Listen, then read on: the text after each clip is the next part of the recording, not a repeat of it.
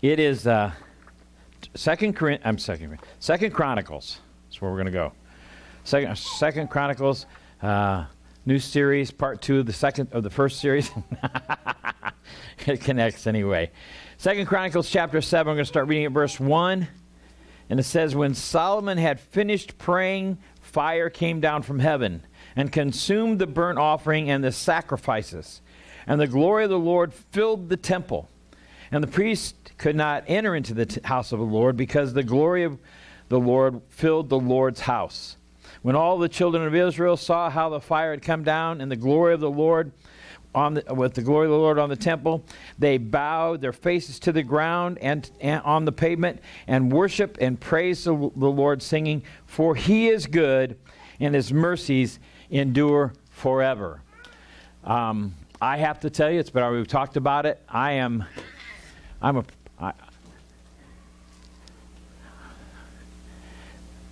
so blessed.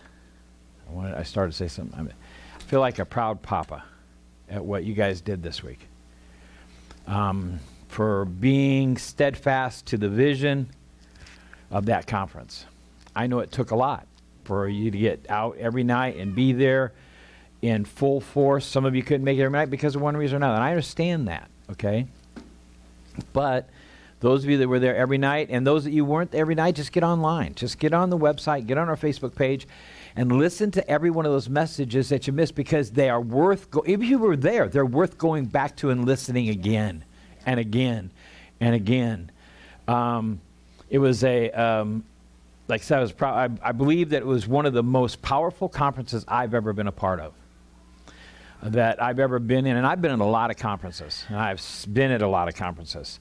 It was 6 churches, 5 communities, 6 sermons, and 3 powerful, powerful nights.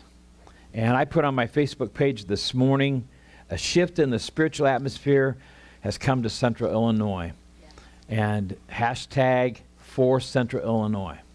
And it's because we came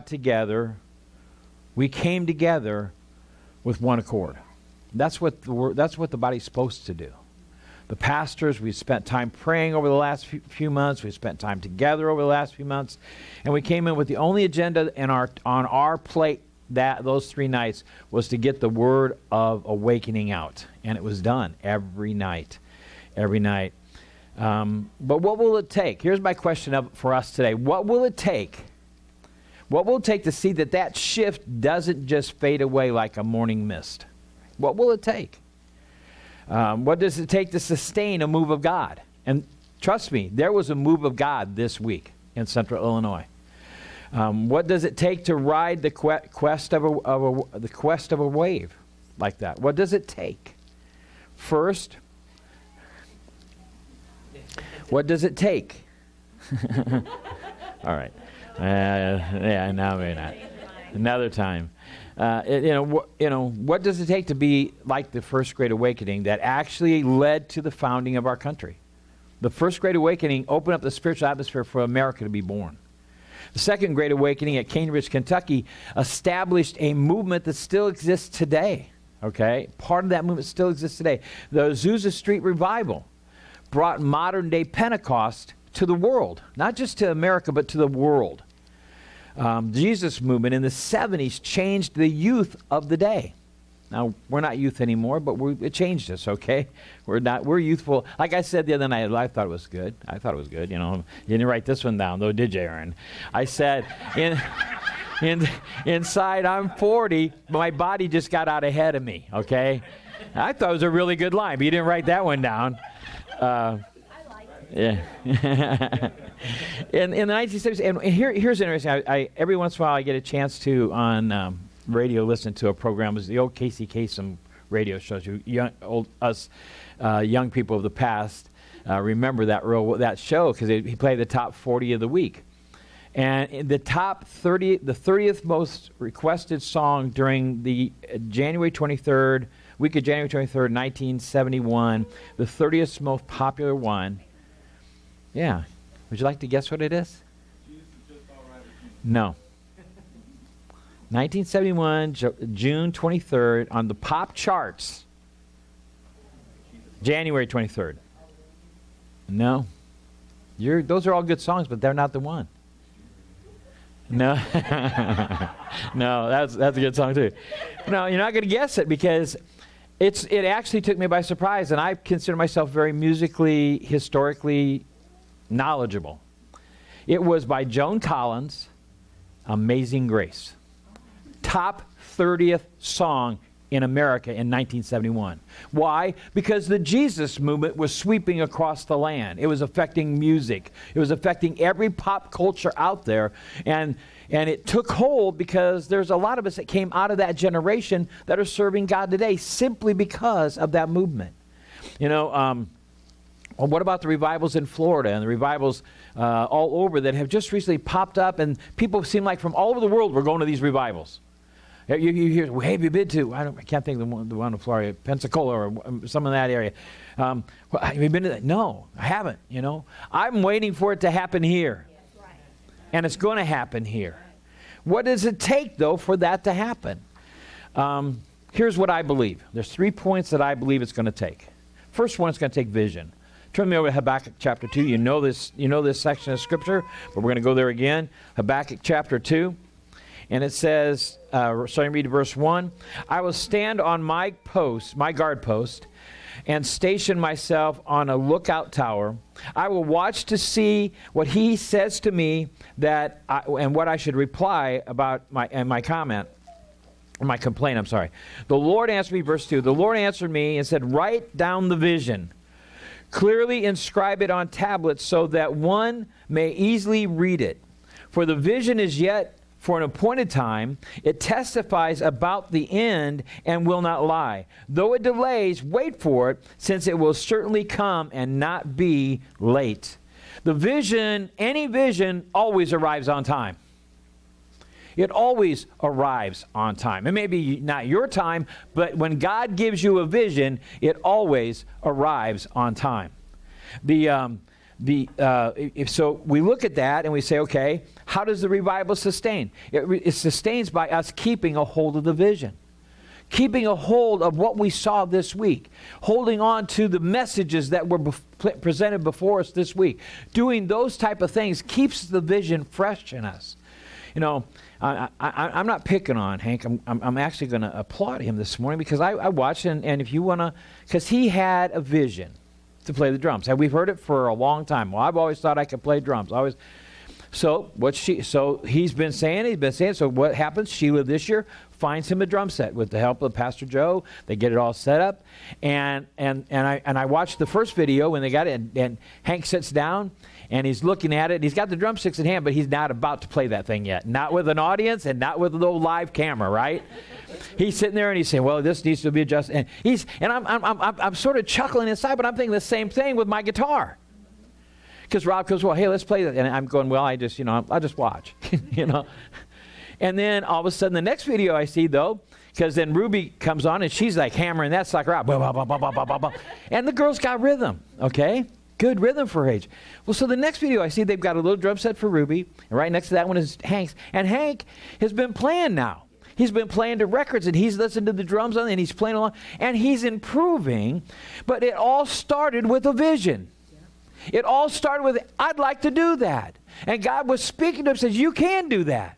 But what did he have to do? He had to wait for the vision to arrive at God's time and then apply what has in him, the desire first, and then the interest, and then just apply what the giftedness has already been placed in him. And it's like, I remember Pastor Joe says, well, you got him this drum set, but does he have rhythm? Obviously does. And see, the other part is, if you don't know this about Hank, can I share this about your hands? About your hands? See these? He's been believing God for healing in those hands. Guess what God's going to use? A drum set. That's right. A drum set. He's going to work that to where those hands are all of a sudden going to be freed up because of a drum set. That's right. See, that's when a vision is placed in you, first off, as Vince has been teaching every foundation morning for a while, and will be for a while, is the seed. A vision is a seed that's planted in you. Once you get it planted, your job is to water it. Your job is to nurture it, to nourish it with everything you can, and never let it die. Never let it go. It may seem like it's dormant, like a perennial plant. Not the lying plants, but the perennial. They go dormant in the winter, but in the spring, they've already had, tulips and stuff pop. What's the other ones that pop up early? Daffodils. They pop up because they think it's spring. They got fooled. And all of a sudden you see the daffodils popping up through the snow, and stuff like that. And the thing is because there's a vision in them. There's a vision in that seed says that when it comes the right time, you pop up and show your glory. What happens is the vision that's planted in you is planted by God, and when it pops up, you're going to show God's glory. But it's a matter of getting a hold of and not letting go of the vision. And number 2 is the people of God must pray. You have to pray for that vision. Turn with me over to should be right there, 2 Chronicles chapter 7. We're just going to look at verse 14 for this, out of the whole thing I just read. Verse 14 says, and when all the... no, that's not... I got to move back to it myself because I didn't put that in there. So now I got to find 2 Chronicles. Oh, it's all that. Okay, verse 14. Thank you, Rob. Saves me fumbling. If my people who are called by my name will humble themselves and pray, seek my face and turn from their wicked ways, I will hear from heaven and will forgive their sins and heal their land. So the people of God have to pray. And we're going to come back to this verse in just a minute. But the people of God have to pray. So the first one is you have to have the vision and hold it. You got to keep a hold of it. What we operate under here at Grace Fellowship is a vision God gave me back in the middle 1980s. And it didn't come to fullness till almost 20 years later. But what happened was I never let go of the vision. And sometimes you get a vision from God, and it takes so long you wonder if it was just some thinking you made up. But when you can remember the vision almost to to every dot of the I and every comma and every period in it, it's of God because it never changes in you. And you keep bringing it back. And so then you pray about it. You stay in prayer. We stay in prayer. The third thing is we stay stirred up. Now, if you were there any of the nights, you realize that on Thursday night, my message for Friday night was stolen. And I will forgive him one day. No, I'm just teasing. What he did do is he got me really good because this is not on the video, but he said, when he left, I said, hey, do I know you? No. Have we met before tonight? No. Hey, have you been in my house? No. I said, how'd you get my notes? And then as he went back, very quick, he's a very quick young man, he goes, well, now you can go home and get the right one that you're supposed to preach anywhere, so along that line. And go write the one you were supposed to preach. And so it was a very powerful thing, but we have to be stirred up. He hit it, Pastor Mike out of Peoria hit it so well, the whole message, that I couldn't come back the night later and preach this almost the identical message. He said that verse 6 says, therefore I remind you to keep ablaze. And this one it says keep ablaze. I like that. He even mentioned that. It's like a fire. When you stir up coals, now if you ever get a chance to go camping with Rob, you'll find that he's a pyromaniac. Oh, and that one too? Well, it must run in the name, okay? But he will. Matter of fact, we went camping one time with the school. Actually, I guess I'm the same way. Because I went camping one time with this Christian school we had, and I was looking for wood, and the one guy that was with me, Chuck Pierce, had brought his flat top guitar out, and I looked at it. He said, "Do not even think about it." It's like he said. But the thing is you burn a good fire, and when we used to go camping, your last fire should be really, really good. Should be really, really hot. Because then you can let it sort of dwindle down. But in the morning, as long as it's not rained, in the morning you can stir up the coals. You don't have to do nothing but stir up the coals and put on some new fresh wood. And that's what he's saying here. Let it be ablaze in you at such a level that all you got to do is stir the coals, and man, boom, it's back. And in my Rob's case, you can guarantee that fire is going to burn hot and fast and long as he's awake. Is that you too? And when in the morning, you're going to be able to get a good fire going really quick because the coals are so hot underneath. Well, we need to keep the coals of revival in us so hot that when we're near a revival or when we're near something that needs revived, it flames in us. It keeps ablaze in us that the gift of God just comes out of you. It just automatically says, ablaze the gift of God that's in you through the laying on of hands, my laying on hands. For God has not given you the spirit of fearfulness, but one of power, love, and a sound judgment. You have been given a gift. say it time, and I'm going to say it and say it and say it and say it until everybody gets it. And we start operating in it. You've been given a gift. Your gift is unique to you. And it's like I know I'm like a broken record, but you got to hear it. It's unique to you. It's like your fingerprints. No, everybody has fingerprints, but not the same. Everybody has a gift in it, and it can be similar. You saw it. You saw 7 similar gifts on Friday night. You saw, or as of this week, 7 similar gifts, all preaching. We could have brought Joe up. We could have brought Aaron up. We could have brought any one of the ones in here. We could have brought anybody out of this church up actually and preached, to be honest with you. The thing is that those 7 people that preached were all similar. All of us have a similar title. Our backgrounds are totally diverse. The uniqueness of our giftedness is totally diverse. And that's what makes a situation like that very, very good. The thing is we've got to continue to stir up in us that gift that's in you. And Hank, when he felt there's a gift in him to play drums, and he kept stirring, he says, he'd watch somebody playing drums. You could watch him longingly. I think I could do that. Or he'd be doing this, I could think I could do that. He's doing it. Why? Because he kept stirring the gift. And he's going to keep stirring the gift. I do the same thing with guitars. I was watching that bass player the other night. Instead of worshiping, I'm watching the bass player. I'm thinking, that's not hard to do. That's in my brain. That's not hard to do. So I went up to him. I said, that's really pretty easy. And he said, yeah. Of course, it is for him. But I'm learning to come down the scale now, and I'm doing those things. And I'm really watching. He says the hardest part is when you don't have a drummer, is you've got to watch your guitar player because you've got to keep with him, But I guess the bass and the drum sort of go hand in hand. But it's like, I think I can do that. Now, I didn't get that encouragement watching videos. I've watched all kinds of videos this Christmas on there's a lot of them in the YouTube. I'm with you, brother, but I did that for their sake. I've watched a lot of them through that. I've got them on my phone. I've got them I can just pop them up on my screen at home. But I never realized until that night that, that looks simpler than I was making it out to be. It's sort of like writing the dissertation. My guy hey, I am going to do it. I got my topic finally. And you're going to help me write it the next few weeks, to be honest with you. And you'll understand in a minute what I'm talking about. It's like the dissertation. I've been looking at it all encompassing. And my mentor at work, Dr. Dillon, says, look, take it in smaller bites. Don't try to write it all at once. Take it in the bites that allow it to become what you need it to become. Well, that's true of anything. You don't try to just jump in as a nurse. Ashley's getting ready to graduate from nursing school in a couple of months. And she couldn't just jump in when she had the initial want to. She had to wait.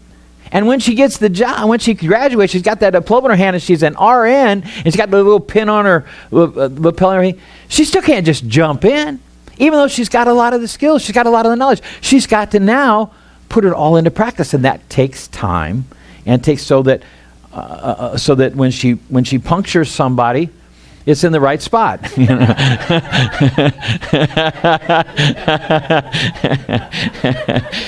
You wonder why Dan's not here all the time. Well, she's been practicing on him. He's got.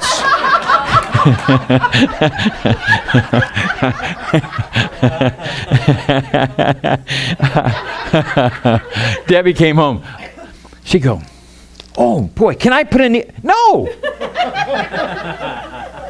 Well, but you got such good veins. No, it's not happening. Yeah. And so it's like, no, you're not doing that to me. And when I've been in the hospital in the past, one time I was in the hospital and I remember what I was in for, but the girl asked me, says, well, are you a good stick? The question really is, are you a good stick? I'm here. It's like, and I had one elderly lady, it was a what do you call them, blood suckers? And it's like, and she came in and she couldn't hit the vein. She hit me like 3 times. I said, you know what? That young girl that was here earlier, send her back because I don't care if she's on shift, call her home. Call her from home and bring her in because she got it the first time. You aren't really good at this. I was not happy camper. I didn't really say it like that. I was a little bit nicer until she walked out of the room, and then I was a little bit...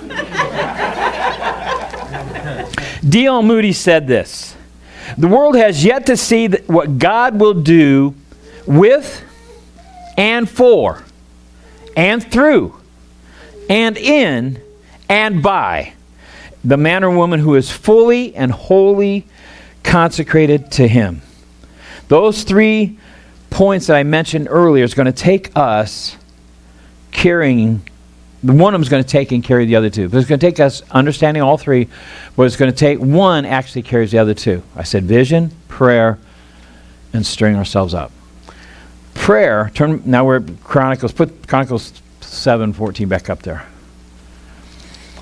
At the date, someday in the future, we're going to get, because if you remember back at verse 1, it says when Solomon prayed. We're going to go back over the next few weeks when we get back in town, and we don't have quickening services.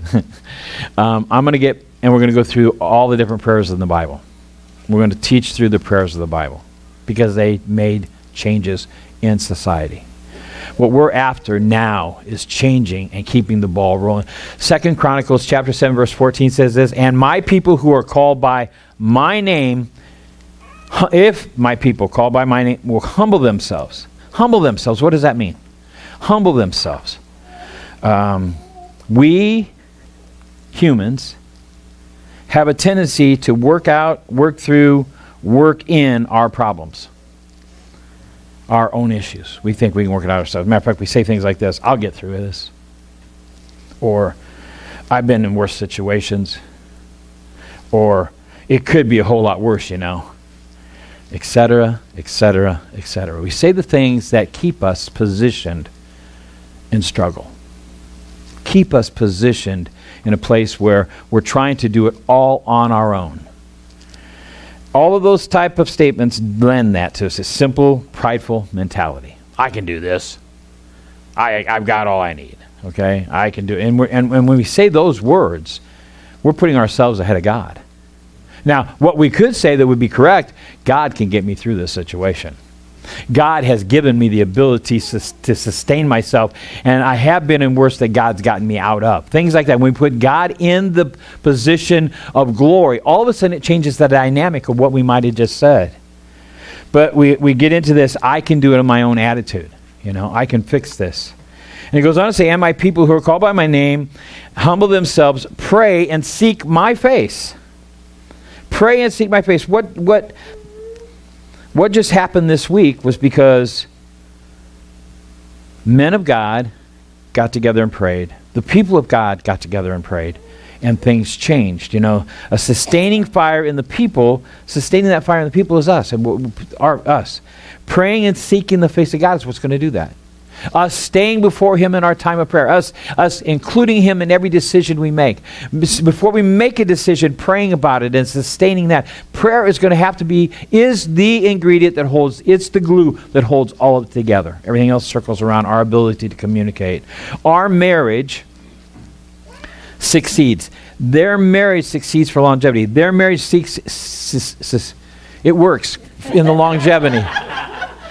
Pastor Joe and Sue's marriage works, I'm going to say right there, in longevity. Why?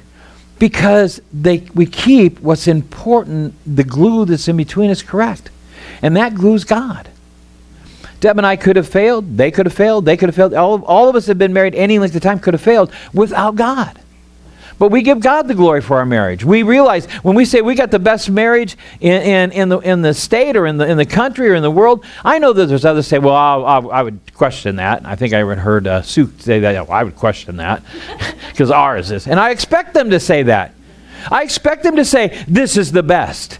And the reasons, but the common denominator between all of us is that the reason why it's the best and the reason why you can have the best, and in 30, 40, 50 years, you could say the same thing, is because of God in the middle of it. The glue of it. And those of you who are single, when you get the right person that God brings into your life, He's going to solidify it also. The thing is that in this passage, Solomon was praying. He had been praying, and fire descended. It says that after Solomon prayed, fire descended upon and burnt up the offering, or consumed the burnt offering. We can read that the prophet Elijah prayed, and fire descended upon the offering and burned up all the water. Just made a disaster. after he had mocked the other people, the other false prophets and their God, God said, because you prayed, and he sent down a fire that consumed. Matter of fact, I love that story. I love that story because he's mocking these guys. Maybe your God's asleep. Hey, you think he's asleep? You think he's left for the day? Is he in the restroom? You know, is he eating pizza? But when they got ready to prepare it, he said, put some water on it. They put some water on the wood. He said, no, put some more on it. No, put some more on it. Fill it up so that when the trench that's around it is totally full, then I'm ready. He had made it such an obstacle that nobody thought anything could happen, that let alone burn it up or consume it. And the water was consumed. But God's fire that fell and descended consumed every bit of the wood and the water because Elijah prayed. The next one is we can read about the disciples, how they prayed on the day of Pentecost. And the fire descended upon them like tongues over the head. And the fire came down. Now, when I read those type of stories, my first inclination is says, why them? Why not us? Why not me? You know, or we could say these saying, oh, wow. That was really cool. Wasn't that cool? Read about how Elijah prayed and it just consumed the water and everything. He goes on, or we could say something like, why does God do that today? Why is it's back then. Why I got to read about history? Why do I got to read about Pentecost? You know, why? Why is that? Why is it today? Bobby Kennedy once said this. Some men see things as they are and say, why? I dream things that never were and say, why not? Now I'm going to tweak it just a bit to make it more appropriate for what I'm after today. He won't mind. We share the same birthday. Some people see things as they were and say, why? I dream things that could be and ask, why not? Many Christians see things as they were and say, why? Why? Why now? Why then? Not why not now? I say, why not now? Why not now? Why not you and me? Why not Central Illinois? Why not 6 churches coming together in 3 nights? Why not? Why not the power of God descending on those 6 churches today? I'll tell you what, I walked out of there Friday night after a week-long just being pumped up and invigorated. And I went home. We had something to eat first, and we went home, and I'm sitting there on the couch, and I felt like somebody that had just been practicing and warming up for the world championship of whatever your favorite sport is, pick it. And they have worked real hard. They've put in all the time. They have seen the vision come to fullness. You know, because a lot of people, you hear these all the time. You hear a baseball player that's in the World Series and wins the World Series. They say, I've been dreaming about the World Series since I played T-ball. You hear a football player that gets into the national championship, or what do they call it, Super Bowl, and you hear them, they win, and you hear them say, man, I was dreaming about this when my dad was throwing me the pass back and forth. Or you hear the basketball player that wins the NBA championship, and you hear him say, I've been... Same at tennis, golf, you hear him say the same thing, that they had a vision of doing this back when they were a child. They had this vision that said, someday I want to be that person. But you know what hits every one of them the next day? It's sort of like my guess is it's like having a baby too. I didn't have a baby. I mean, I was there, but I didn't actually physically have them. I know there's times I've looked like I've been pregnant, but you hear about a lot of times women have postpartum depression. Well, why? Because they're gearing up. Their body's gearing up for this event. Their emotions are gearing up for this event. All this stuff's gearing up for this event, and then it happens. That baby comes out and it's crying and got all 5 fingers, all 5 toes, the whole thing, you know. And you hear about it a week or 2 later, all of a sudden a woman goes into postpartum depression. Well, I sort of felt that to a degree Friday night. Because this conference has been my vision since last June. It's been in my system for a good 6-7 months. I'm watching it, and as I'm watching it unfold, all of a sudden I go home, and I feel like that champion that just won the World Series. And I'm sitting on the couch and I'm not wanting it to be over. I'm still wanting it to go on. We could do this again tomorrow. We can do this all next week. And that's the way I was feeling about it. And I realized that I was getting a hold of something that meant it had got a hold of me. It had got a hold of me so strong that I don't want to let it go. And I know when I talk to the other pastors, we're going to meet when we get back from Advance. We're going to meet that Saturday morning, and we're going to talk about the future. We're going to talk about #4 Central Illinois. We're going to talk about the gatherings again and again. This is just the beginning. God gives you a vision to start something, but I'm going to read something here again. In a minute, I'll tell you what it is. I'll explain it better. You know, JFK said this. I'm quoting the Kennedys. As a child, they were my favorite heroes, okay? But this is out of his inaugural address, January 20th, 1961. It's actually on a stone. There's like a couple of different stones around his grave, and this is one of the quotes. It says, with a good conscience, our only sure reward, with history, the final judge of our deeds. Let us go forth to lead the land we love, asking his blessing and his help, but knowing that here on earth, God's work must truly be our own. Understanding that when we step into something, we ask for his blessing. When God gave me the vision, I asked for the blessing. Okay, can I do what you're asking me to do? Is this feasible for something for me? Are you going to bring? Because when he gave us the vision that weekend that we were driving home from southern Indiana, and I told Debbie that we had heard something on the radio. We listened to sermons all weekend, and I heard something. I said, that's exactly what God's been telling me to do. And then all of a sudden I started naming off the names of the ones I thought should be involved in it, that I knew would work, you know? And it's like, it was in me. I knew it was there. And only one couldn't do it. Out of the 6 that I had originally asked for, only one couldn't do it. But see, the thing is, it came a place where I had to birth it in prayer. I had the vision, now I had to bathe it in prayer. I had to bathe it in prayer and bathe it in prayer and get before God. And God took me on the journey where now I'm reading, almost all the books I'm reading right now are on prayer. Just about everything I'm reading is on prayer, because he's bathing it. He was teaching me how to change my prayer time, how to change my prayer life, how to get to the point where he could speak to me even stronger. Because see, prayer is our weekly planner. Did you know that? Prayer is like, if you're in business of any kind, or most people, even a lot of people, they keep a planner. You know, I got to do this today, or I got to do this today. Maybe you don't write it down anymore, but maybe it's in your phone. You have a calendar in your phone. You have an iPhone. You got a calendar right there. You can put it in. But prayer is and always be the work planner or the daily planner for God's people. It will always be that. It is in the place of prayer that God gives us the work task of that day. It is in our time of prayer he says, I want you to go do this. I want you to go do that. In the 80s, I managed a KB store. And one of the jobs I had as a manager is I had to hire people. Okay?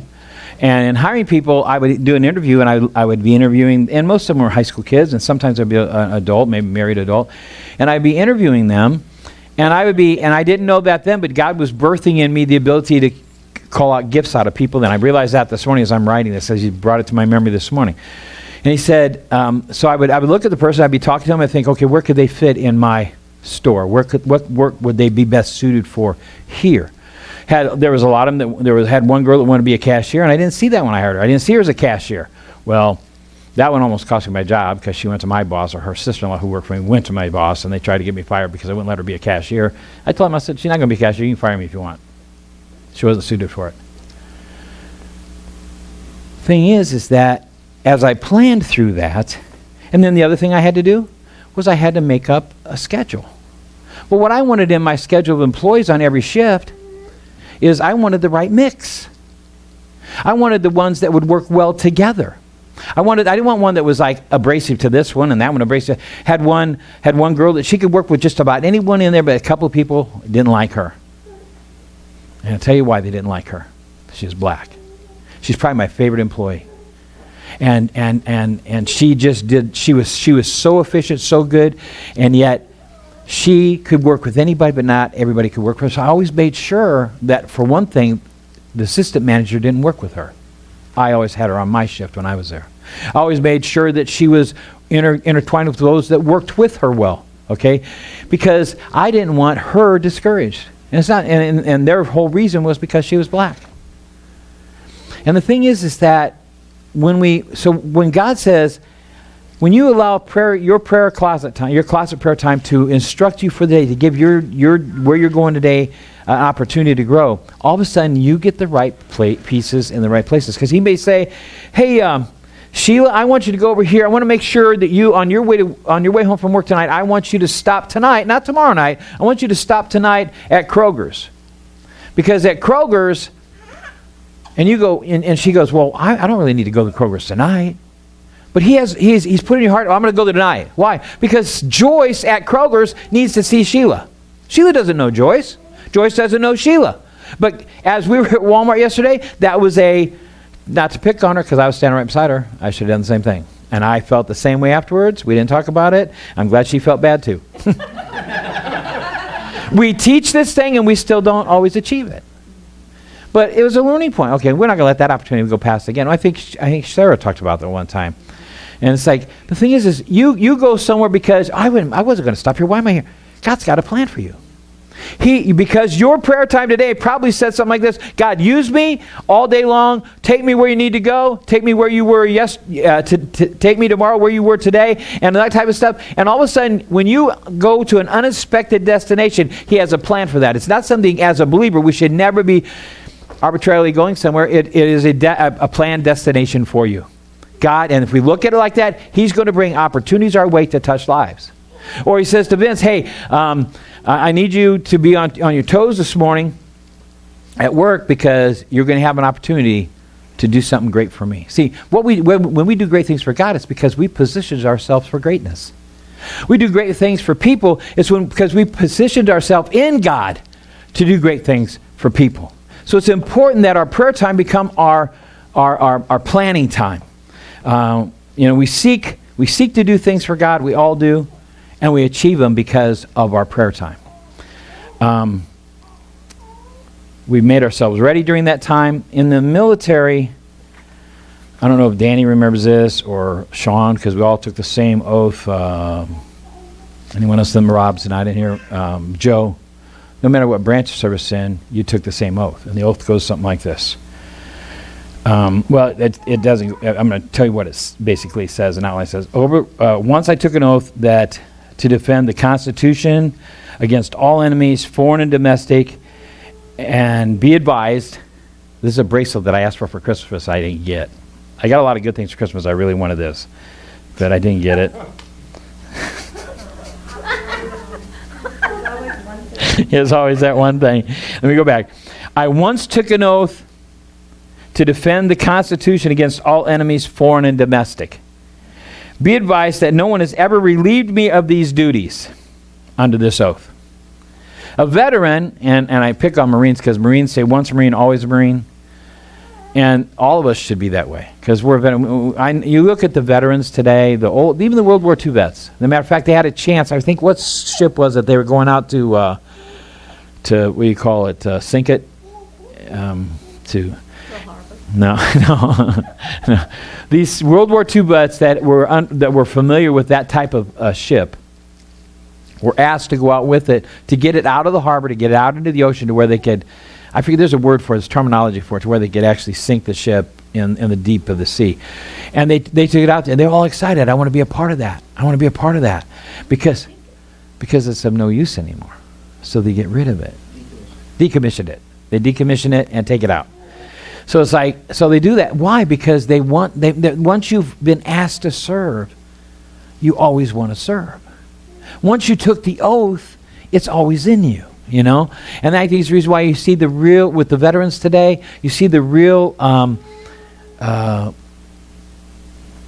dawning today that wasn't there when we came back during the Vietnam era, to where we wear the hats. Hey, I'm this veteran. Hey, I'm that. I was in the Marines. I was in the Army. I was in the Navy. You see all this stuff.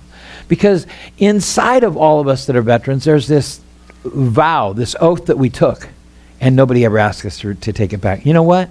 As a believer, you took a vow just like that. You took a vow just like that when you came to Jesus Christ and you said, I'll serve anywhere you send me. I'll do anything you ask me. I'll do it because I love you and you love me. I vow, and He will never ask you to rescind that vow. And see, one thing I learned over the years of ministry is that every time I go someplace, whether I really wanted to be there or not, if I'm going in obedience to the things of God and I'm seeking Him in prayer and saying, okay, God, send me where you want me to go. I went to Ohio a couple years ago to preach at a church, and I got out there, and the pastor hadn't planned for me to stay anywhere. In other words, we reserve hotels. We used to reserve hotel rooms for people. Now most of them stay with us. But we plan meals. We take them out to dinner. Whenever we have anybody here, we've really saved the church a lot of money over the years because we don't do the hotel room anymore. But the thing is, the meals still can be expensive, and things like that. And I got there, and he asked me if I had a place to stay yet. No, I don't, but I'll get one. No problem. Because he wasn't making any moves to offer me one. And it's like, and he said, oh, there, and also there's some hotels over in this other area of town, 5 or 10 miles away, and there's probably some good restaurants over there. So it wasn't going to feed me. I had bought brand new tires on my van to just drive to Ohio to preach that 2 days. He didn't take up an offering. So, being the great man of God that I am, as I'm driving to this unknown hotel, I'm mumbling and complaining. I'm saying, do you believe this? Can you believe this? The guy didn't take up an offering. The guy didn't feed me. He didn't even give me a hotel room to sleep in. It's a good thing I brought some extra cash. And God said, He let me complain for a while. And it wasn't just that was short. I wasn't complaining. He let me complain for a while. And about the time I get to the hotel room finally to find a hotel, he said, okay, you done? Yeah, why? He says, let me ask you a question. Do you serve me, or do you do this for your own glory? Why does he ask me questions like that? He said, are you willing to go wherever I send you, or are you only in it for you? I said, God, I laughed. Because the only answer I had at first, I just laughed. I said, okay, I'm sorry. I'll go where you tell me to go. I'll do what you tell me to do. And I don't care about any of the other stuff. You'll take care of that. Now you just call Debbie and let her know that the new tires I just bought are going to be okay, type of thing. I always throw her under the bus with God. He knows better, though. Anyway, thing is that I just, when God is in the midst of you, when your prayer time is right, even when you mess up, He lovingly corrects you back to where you intended to be. See, I didn't go out there seeking any of that, to be real honest. That's not why I do what I do. Why I let the foothold get there for the moment? Because, the guy didn't take up an offering the next day. So we're at lunch. He had lunch that day. Then we're sitting there having lunch. And I'm talking, this one girl just starts talking to me about tithing and offerings and all this kind of. I said, where did this come from? Because obviously he doesn't understand it. And so I told her this, that, and the other about everything. And then he said, well, hey, can I have your address because I want to send you a check? And I thought, you know what? No, never mind. Because what you should have done is taught your people how to tithe and do an offering. I don't want your personal check. So I didn't say it like that. But I said, no, you know what? Here's what I want you to do. And I don't remember what her name is. Susie. Susie, I want you to give Susie that check you were going to give me. Next Sunday, I want you to give it to her. And then I want you, Susie, to go up and put in the offering. But when you go up to put in the offering, you tell them this, that this is seed sown by Pastor Bob to this church. That he's doing it, so, and then whatever I told her, taught her on that tithing offering, I want you to tell them that. Because I wanted the people to learn. And I wanted her to be the teacher because she was the most receptive one. Because I didn't want him to go up and do it. I wanted her to do it. I wanted her to be my witness. And I didn't do it because I never went back to that church. And it's not because I wouldn't wanted to. It's because I never got asked back. And they're not even part of our fellowship anymore. But the thing is that I wanted the people who maybe not remembered Bob Martin, who weren't even there that weekend. I wanted them to hear the Word of God taught on tithing and offering. I wanted to hear how you planted a seed and watch it grow. That's what I wanted for that purpose. And what it did for her, because she was a girl that came from welfare.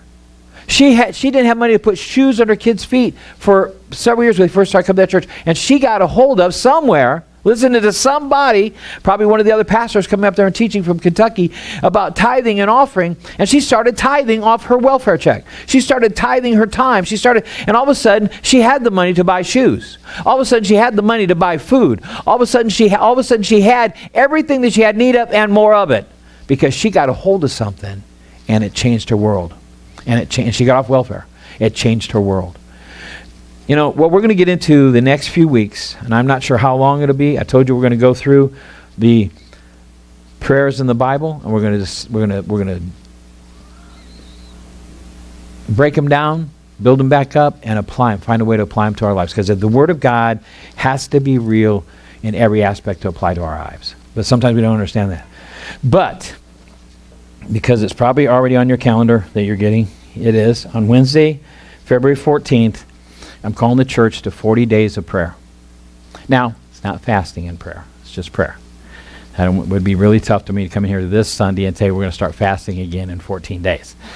But within that 40 days of prayer, if I would like us to fast at least one day a week. You can choose the day. You can choose how you fast, just like everything else. You can choose more than one day if God leads you. But the prayer is vital. It's vital to keeping alive what God started this last week.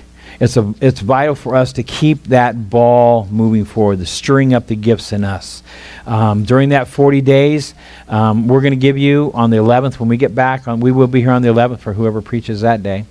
And it's like we'll be back on the 11th, and it's like we're going to give you that day a prayer devotional that we'd like you to follow, that we really think is good. We both have already read through it ourselves. We believe it's really good. We're going to give it to you that day, one per couple, so you're going to have to share.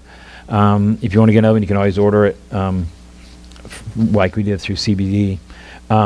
There's going to, like I said, the optional fast. The corporate prayer will continue. I know I missed sending out the prayer request Friday night. I'm sorry. But I figure we're all in service anyway, so we're going to do a lot of praying that night anyway. But we'll continue on the Friday nights. And we're going to, during that 40-day period on Sundays, we're going to have a little bit of twist in our worship. We're going to do the opening part of worship like we do. And after offering, we're going to come back with just acoustical set by our acoustical artists, Robin and Joe. And we're going to have a time where you praise God and sing your song to God with just acoustic music. And Debbie will explain that more later, because this is something she read that we both think this is what we need to do. The circle groups that you're a part of, I'm going to challenge you as a circle group to meet at least twice together for prayer, wherever, at somebody's house, here at the church, whatever, at least twice during that 40-day period.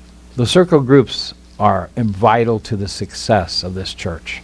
Okay, we will keep the corporate prayer alive. Prayer is going to be our our focus over the next couple of months.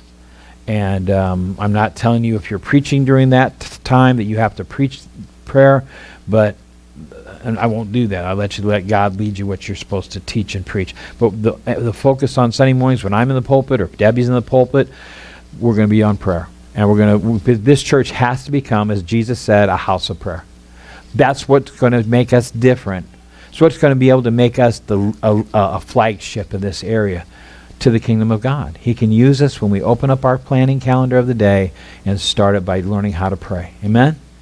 I, again, want to thank you, and I want to pray with you. There's no close to this message because we're going to keep going and going and going on this. And so I'm not closing this. I don't close most of them anymore. But if you want prayer today, we're always here to pray. We're always here to pray with you. We're going to miss you over the next week or so, a couple services. But we'll be in our hearts and our thoughts. Be praying for us as we do what we've got to do in Indiana next week. And come in anticipating next week.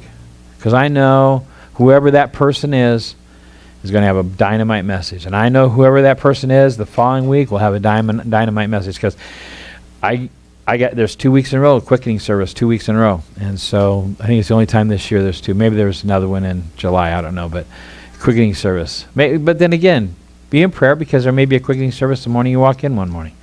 But I want to focus. We're going to focus on prayer. I love you guys. And again, I am so proud of you. I'm so thankful to be a part of this church. and to be a chance to be with you on Sundays and Thursdays and any other time we're together, because you are dynamic people of God. And we're just going to get more and more dynamic every day. Amen. God